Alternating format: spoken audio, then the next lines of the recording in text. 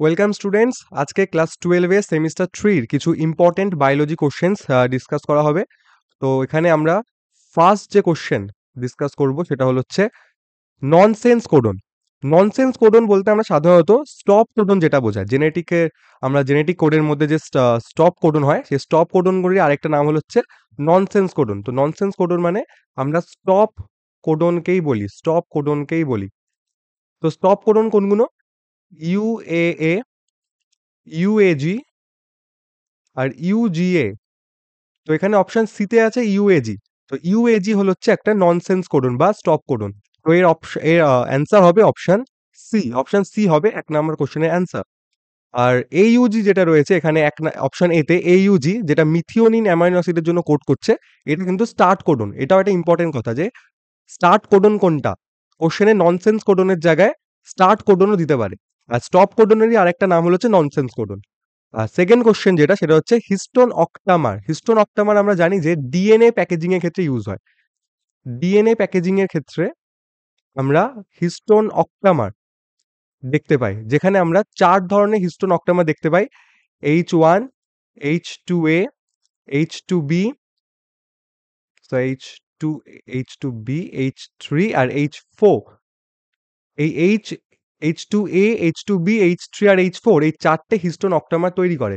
আর H1 যেটা ceiling এর কাজে হেল্প করে ডিএনএ কে। তো H1 হবে এখানে অ্যান্সার, কারণ এখানে বলেছে কোনটা হিস্টোন অক্টামারের অন্তর্ভুক্ত নয়, মানে কোনটা হিস্টোন অক্টামার তৈরি করে না। তো H1 যেটা অপশন এ তে আছে, H1 অর্থাৎ হিস্টোন অক্টামার 1 যেটা, হিস্টোন 1 যেটা ডিএনএ কে সিলিং এর কাজে হেল্প করে, সেটা হবে অ্যান্সার। তাহলে অ্যান্সার মানে 2 নাম্বার কোশ্চেনের অ্যান্সার হবে option A. 3 number question, rho ফ্যাক্টরের ভূমিকা কি? রো ফ্যাক্টর এটা ট্রান্সক্রিপশনের কাজে লাগে। ফার্স্ট তো রো ফ্যাক্টর হচ্ছে ট্রান্সক্রিপশনের কাজে লাগে। তো ট্রান্সক্রিপশন এখানে অপশন এ আছে ডিএনএ রেপ্লিকেশন, তো এটাও হবে না। আর ট্রান্সলেশন অপশন সি তে আছে, এটাও হবে না। তো ট্রান্সক্রিপশন শেষ করা আর ট্রান্সক্রিপশন শুরু, এটা অ্যান্সার হবে ট্রান্সক্রিপশন শেষ করতে। টার্মিনেশনের ক্ষেত্রে রো ফ্যাক্টর ইউজ করা হয়। অপশন কোশ্চেন নাম্বার 3 এর অ্যান্সার হবে অপশন বি। অপশন বি হবে এর অ্যান্সার, যে রো ফ্যাক্টর কাজে লাগে ট্রান্সক্রিপশন শেষ করতে।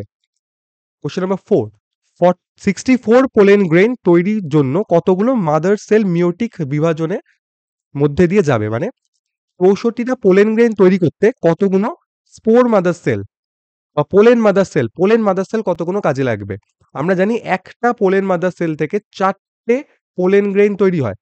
তাহলে 4টে পোলেন গ্রেইন যদি একটা থেকে তৈরি হয়, তাহলে 64টি পোলেন গ্রেইন তৈরি করতে আমরা যদি 64 কে 4 দিয়ে ডিভাইড করি, তাহলে আমরা অ্যান্সার পেয়ে যাব যে 16টা। তাহলে অ্যান্সার হবে অপশন এ, 16টা।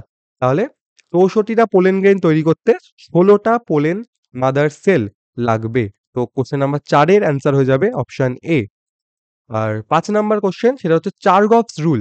চার্গফস রুল যেটা ডিএনএ স্ট্রাকচারের ওখানে আমরা পড়ে থাকি, যে চার্গফস রুল যেখানে চার্গফস বলছে যে পিউরিন আর পিরিমিডিন সমান থাকে। তো এখানে এর অপশন হবে হচ্ছে এজি ইজিক্যালস টু টিসি, অর্থাৎ অ্যাডেনিন আর গুয়ানিনের যে আহ, যতটা পরিমাণে অ্যাডেনিন আর গুয়ানিন প্রেজেন্ট থাকবে ততটাই থাইমিন আর সাইটোসিনও প্রেজেন্ট থাকবে। তো অপশন সি হবে এর অ্যান্সার। অপশন সি হবে যে এ প্লাস জি ইজিক্যালস টু টি প্লাস সি। অপশন ডি কিন্তু হবে না, অপশন সি হবে এর অ্যান্সার। আর 6 নাম্বার কোশ্চেন, ডাউন সিনড্রোম হওয়ার প্রধান কারণ কি? খুব ইম্পর্টেন্ট টপিক এটা। যতগুলো সিনড্রোম আছে প্রত্যেকটা সিনড্রোমেরই কিন্তু কারণ, যদি জিনোটাইপ হোক বা এক্স ক্রোমোজোম বাহিত হোক, সেই কারণগুলো খুব ইম্পর্টেন্ট। তো ডাউন সিনড্রোমের প্রধান কারণ কি? ডাউন সিনড্রোমের জন্য 21 নাম্বার ক্রোমোজোমের যে ট্রাইজোমি সেটা হয়ে থাকে এর কারণ। অপশন কোশ্চেন নাম্বার 6 এর অপশন বি হবে অ্যান্সার, যে 21 নাম্বার ক্রোমোজোমের যে ট্রাইজোমি সেটা হবে এর কারণ। ডাউন সিনড্রোমের কারণ হচ্ছে 21 নাম্বার ক্রোমোজোমের trisomy. Next question, question number 7, এটা খুব ইম্পর্টেন্ট একটা কোশ্চেন, যে একজন বাহক বর্ণান্ধ মহিলা, মানে একজন মহিলা রয়েছে যে কিন্তু কালার ব্লাইন্ডের কেরিয়ার, মানে XCX এরকম জিনোটাইপ রয়েছে, এবং এর বিয়ে, এনার যে বিবাহ হয়েছে সে একজন বর্ণান্ধ পুরুষ, মানে কালার ব্লাইন্ড পুরুষ। মানে এর কার কার মধ্যে ক্রস হচ্ছে? XCX অর্থাৎ কালার ব্লাইন্ড কেরিয়ারের সঙ্গে কালার ব্লাইন্ড, পুরো কালার ব্লাইন্ড একজন পুরুষের, একজন মেলের বিয়ে ক্রস হচ্ছে। ক্রস হওয়ার পরে এদের নেক্সট জেনারেশনে 4টে গ্যামেট তৈরি হবে। কি কি তৈরি হবে? XC, XC, XCY, XXC and XY, অর্থাৎ 4 টে গ্যামেটস ফর্মেশন হচ্ছে। এবার কোশ্চেনে বলেছে তাদের যে ক্রস হচ্ছে তাদের বিয়ের পরে যে কন্যা সন্তান হবে, সে কন্যা সন্তানের বর্ণান্ধ হওয়ার সম্ভাবনা কতটা? শুধুমাত্র কন্যা সন্তানে, শুধুমাত্র কন্যা সন্তানে। যতগুলো সন্তান হচ্ছে তা নয়। এদের ক্রস হলে এদের প্রবাবিলিটি হচ্ছে ২ টো কন্যা সন্তান, অর্থাৎ 50% কন্যা সন্তান আর 50% মেল হওয়ার কথা। মানে ছেলে হওয়ার কথা। তো এই যে 50% কন্যা, মানে ২ টো কন্যার মধ্যে একটা দেখছি কি কালার ব্লাইন্ড হচ্ছে, আর একটা হচ্ছে কি কালার ব্লাইন্ড ক্যারিয়ার হচ্ছে। তো এখানে কোয়েশ্চেনে বলেছে সেই তাদের যে কন্যা সন্তান হবে তাদের মধ্যে কালার ব্লাইন্ড হওয়ার সম্ভাবনা কতটা? তো ২ টো কন্যার মধ্যে একটা হচ্ছে কালার ব্লাইন্ড, আরেকটা কালার ব্লাইন্ড হতে পারে, অর্থাৎ ক্যারিয়ার। মানে তার নেক্সট জেনারেশন এ গিয়ে হবে কি কালার ব্লাইন্ড। তো এখানে অ্যান্সার হয়ে যাবে 50%। ২ টোর মধ্যে একজন কালার ব্লাইন্ড। তাহলে এর অ্যান্সার হবে 50%, অর্থাৎ অপশন বি। অপশন বি হবে কালার ব্লাইন্ড, অর্থাৎ 50%। তাই কন্যা সন্তানদের মধ্যে 50% কন্যা সন্তান এমন আছে যারা কালার ব্লাইন্ড হবে। তো অপশন বি হবে অ্যান্সার। নিচে হচ্ছে নিম্নলিখিত কোনটি অমনিওসেন্টেসিস পদ্ধতির মাধ্যমে মাপা যায় না? মানে আমরা কি জানি অমনিওসিন্থেসিস এক ধরনের ফ্লুইড, যেটা আমরা সাধারণত আ প্রেগন্যান্সির সময় ফিমেলদের ক্ষেত্রে টেস্ট করে থাকি। যার মাধ্যমে আমরা ক্রোমোজোমের অস্বাভাবিকতা, মানে সেই ফিমেল যে ফিটাসটা রয়েছে সেই ফিটাসটা জেনেটিক্যালি কোনো অ্যাবনরমাল কিনা বা কোনো ক্রোমোজোমাল ডিসঅর্ডার আছে কিনা সেটা দেখতে পাই।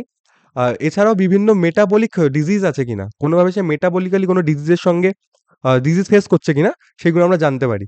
এছাড়াও আমরা সেই ফিটাসটা যেটা আছে তার সেক্স জানতে পারি। সে মেল না ফিমেল সেটাও জানতে পারি। কিন্তু আমরা সেই ফিটাসের কিন্তু আইকিউ বা অন্য কিছু জানতে পারি না, আইকিউ জানতে পারি না। আমরা কেবল ক্রোমোজোমাল ডিসঅর্ডার এবং তার সেক্স রিলেটেড জিনিসগুলো আমরা জানতে পারি। তো এর অপশন হবে ডি। ডি হবে হচ্ছে রাইট অ্যান্সার, যে সে ভ্রূণের কিন্তু আইকিউ সম্পর্কে আমরা কোনো ধারণা পাই না। নেক্সট কোয়েশ্চেন, mRNA থেকে cDNA তৈরি করতে, অর্থাৎ একটা কমপ্লিমেন্টারি ডিএনএ তৈরি করতে কোন প্রসেসটা এখানে কাজে লাগে? অর্থাৎ এখানে mRNA থেকে ডিএনএ তৈরি হচ্ছে। আমরা জেনেটিক্স এর ক্ষেত্রে সেন্ট্রাল ডগমা বলে একটা পাই, একটা থিওরি পাচ্ছি, যেটা ক্লিক বলে একজন সায়েন্টিস্ট দিচ্ছেন, যে ১ম এ ডিএনএ থেকে যদি ডিএনএ তৈরি হয় সেটাকে বলা হয় রেপ্লিকেশন। ডিএনএ থেকে যদি আরএনএ তৈরি হয় সেটাকে বলা হয় হচ্ছে ট্রান্সক্রিপশন। আর যদি আরএনএ থেকে ডিএনএ তৈরি হয়, আর ডিএনএ থেকে আরএনএ তৈরি হলে হচ্ছে ট্রান্সক্রিপশন। আর আরএনএ থেকে যদি ডিএনএ তৈরি হয় তখন সেটা হবে রিভার্স ট্রান্সক্রিপশন। তো এখানে বলছে mRNA থেকে কমপ্লিমেন্টারি ডিএনএ তৈরি হতে। মানে একটা ডিএনএ তৈরি হচ্ছে mRNA থেকে।